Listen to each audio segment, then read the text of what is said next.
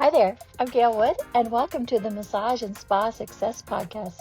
This is where massage and spa professionals come for tips, strategies, inspiration, and interviews with industry leaders. So get comfortable and let's dive into today's episode. Thanks so much for tuning in. Hey there, everyone. I'm Gail Wood from Massage and Spa Success and Elevate with Gail.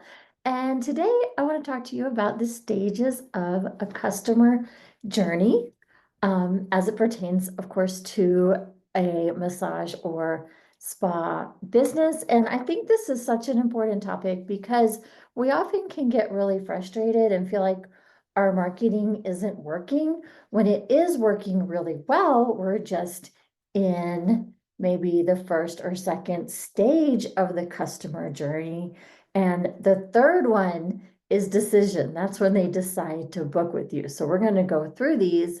And I think when you have a good understanding of these, it's really going to help you to feel better about the marketing that you're putting out there that you might feel like isn't working. Because I hear this all the time. People that are in my coaching groups or programs who say, I went to a networking event and I didn't get any bookings. Well, that's not really the purpose of a networking event. It's to raise your brand awareness. So let's jump in and talk about these. And once you understand the purpose behind your different marketing activities, it's really going to help your perspective, which will help you to be more consistent because you're not going to feel like, oh, this isn't working. And then it will work when you're consistent. So it all will come together, right?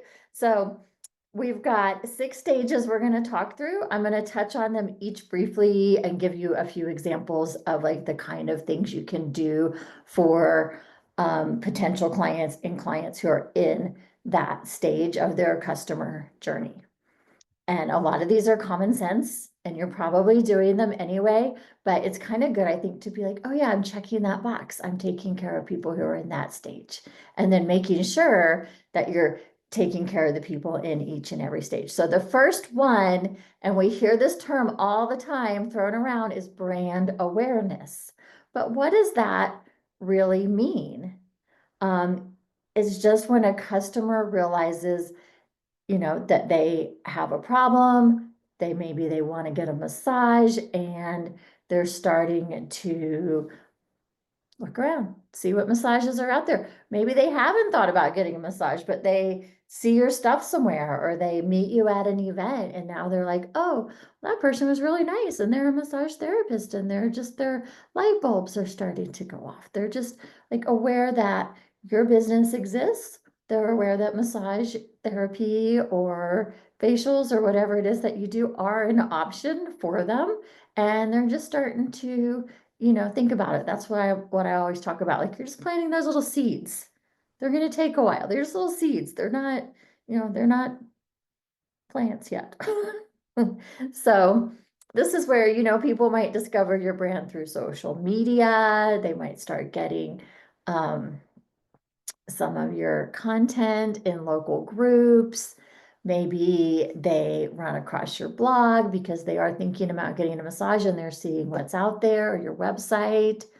They might hear you mentioned in conversation or, a friend says, oh, I just, finished getting my massage. And then, they're just starting to hear about your business. Certainly events or paid advertising could be all of this could be part of brand awareness. And one thing I've heard, and I didn't look this up specifically for this podcast, but the fact that people sometimes need to see your brand 7 or 8 times before they take action and are in the third stage, which is decision and purchasing, right? So the whole point of brand awareness is for your business to get noticed and to be on people's radar. So we can do that by providing, valuable content, attention grabbing content. I see a lot of therapists posting videos of actually massaging someone And so, you know, to get people to notice our brand, we have to do things to become noticed, right? So I'm a big fan of, posting in local groups, just letting people know that your business exists, especially as you're just starting out, you're going to be in that awareness phase. So I would not expect, to get a bunch of calls from a post in a local group, until your business is well established. Then maybe you'll get to the point where, you know, you have a loyal client base and people in your town know about you, and then you might post in that local group and sell 4 or 5 gift certificates because people are like, oh yeah, I've heard she's really good. And you've already gone through, these first couple of phases with those people for that to happen. So the second phase is consideration. This is when somebody is aware that massage is an option for them. They're, aware that there are several places that they could choose from, and they're considering their options. They're looking into prices. Maybe they're start following your content online to kind of learn a little bit more. They might be reading reviews. They might sign up for your newsletter. So they're considering. And I know if you think about, how we shop on Amazon and stuff now, you probably do this as well. Or if you're thinking about going to a restaurant, you might go on and read the reviews. And a lot of us do this. So think about that. When I thought this was a really great analogy, like when you hear about a new restaurant in your town, well, the first thing you have to do is be aware that it exists. And then it kind of, you might be like, oh yeah, I saw they're opening a new thing over there. Wonder what that's going to be. Then you maybe hear through the grapevine, oh, it's going to be an Italian restaurant. And you're like, oh, I might try that. And it might be 3 or 4 months before you actually go there for dinner, right? Before it like everything comes together, and maybe you heard from a few people, it's pretty good, you should try it. And then you have, you know, a night when you're going out to eat and you remember that you wanted to try that place and you pick up the phone and make a reservation. So it's a process, right? And I think that that restaurant analogy is a really good one because we've all had that experience of it's even going, oh, I've been meaning to try that place. You drive by it again. Oh, I've been meaning to try that place. And you forget that it exists again. And people are doing that with our businesses, right? So we have to kind of stay on the radar. If we give up and say this isn't working and we go away, we're not going to get to these other phases. So consideration. So how can we build trust and help people when they're considering to choose us, right? So we're going to build trust, maybe some educational content, testimonials, social proof, videos again. So just think about what would help people to build that trust factor. So we hear that in marketing too, know, like, and trust. And so we want to be building that when people are looking at our content and, come across as approachable and, maybe showing our actual facility. People like to know where they're going to go, where they're going to park their car, all these little details. And so that's something we can build just into our regular, content and website content and, things that we're just putting out there on our Google business profile, all the different places. So 3 is decision. They have decided to make a purchase and they make a final choice. In this case, of course, they're going to choose your business. And so what's going to help them in that moment of decision to choose you? Right? It could be something as simple as free aromatherapy for new clients where you have that and somebody else doesn't. It could be that you offer a full 60 minutes and this place over here offers 50 minutes. It could be that you have some kind of guarantee. I've seen that often on massage websites, you'll love your massage or you don't have to pay. And making it easy to book or buy. If you have 4 or 5 steps for people to go through the book, and this other person has 2, they may end up going with the place that's easier to book with. So what we want to do in this phase is to remove friction. So we want to make it clear, make too many choices. We can lose people at this point if we have, 12 kinds of massage and they don't know which one to pick. And then this another business just has like massage and deep tissue massage, or just customized massage therapy, or, so simple, I feel like, is usually better for this phase, because people want to make that, once they've made that decision, they want to get booked in and have it done. So they're booked. Yay, we got to phase 3. And that's where a lot of people are like, I did it. I got a new client. Check. My work here is done. But there's 3 more phases to a customer journey. So we've got the whole customer experience, right? And this is kind of, once they've made that decision, they've come in and they're getting their service. What are they thinking and feeling? Are they happy with that decision that they made? So this is where, having them come in and like know what's going on, feel really comfortable, have a good consultation, all of those details come into play and really, really matter here. So a few other things to think about aside from giving an excellent service is some kind of a welcome package or welcome email that kind of lets them know that they're a customer now, and they have, can come back and book online. Maybe you talk about some of the other services that you offer. Maybe you have a membership that you want to introduce to them at that point, and just kind of laying out their options and welcoming them to your business. Maybe you send a thank you for coming in card or text, a little bit of follow-up, have a recommendation sheet. So you want to just really make them feel like they made the right decision and let them know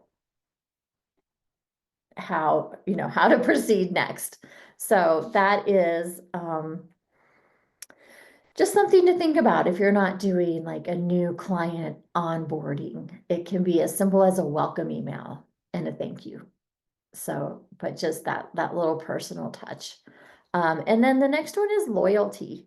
So this is when a customer becomes a repeat customer. So we've got one-time customers, we've got repeat customers. And that means they liked us. We did the right things, and they enjoyed their service. So they're going to engage with you in social media, through your newsletter, probably open your emails. They might buy gift cards. And if you have some kind of loyalty program or referral program, they might be taking advantage of that. So I think the thing here is just to be consistent, to send those email newsletters, to, if you're doing some kind of special offer, make sure that it's for your loyal customers as well as new customers, and just kind of keep them engaged. So then the 6 is advocacy. And these are your VIPs. These are not only your loyal customers, but your loyal customers who want to go out and tell everybody about you and send their friends and family. They write good reviews. They might tag you and post about you on social media. So these are the best clients. These are the clients we want to remember what they like. We want to just make sure that because they're so loyal and so wonderful, that we don't take them for granted, so treat those clients like the VIPs that they are. You don't have to have an official referral program to thank people for referrals. You can, give them a little gift card for an extra 30 minutes every now and again, or enhancement service or a little product. and just say, just make sure that they feel really appreciated, make sure that you remember their likes and dislikes, and just keep them being your biggest fan, right? So now that we've talked about these stages of the customer journey: awareness, consideration, decision, post-purchase and customer experience, loyalty, and advocacy, you can kind of think, when you're doing your marketing, who am I talking to? Am I talking to somebody who doesn't know anything about my business yet? Am I talking to somebody who knows they want a massage and they're choosing between me and somebody else? Am I talking to people who have been in and I want to remind them to come back? Because it's a little bit of a different type of content for these different people in these different phases. And we want to do a little bit of each. And we want to be aware when we're posting somewhere or going out and meeting new people, which phase that we're in, so that we can really understand if our marketing is working. So if you're in the awareness phase, if you're getting eyeballs and people that didn't know you existed before know you exist, you are doing very well for that phase of marketing. And just know that it takes a bit of time. This is not something that happens overnight. People don't go from awareness to, loyalty in a split second. Although there are types of clients who are fast decision makers, and that's what I'm talking about in my next podcast, is the different types of buyers that are out there and how we can cater to them, as well as the people in these different phases. Because you will have those people who, in a split second want a book, and that's amazing. But in general, people are going to kind of go through a little bit more of a process before they try a new product or service or restaurant. So I hope that that's helpful, and I would love to share with you more.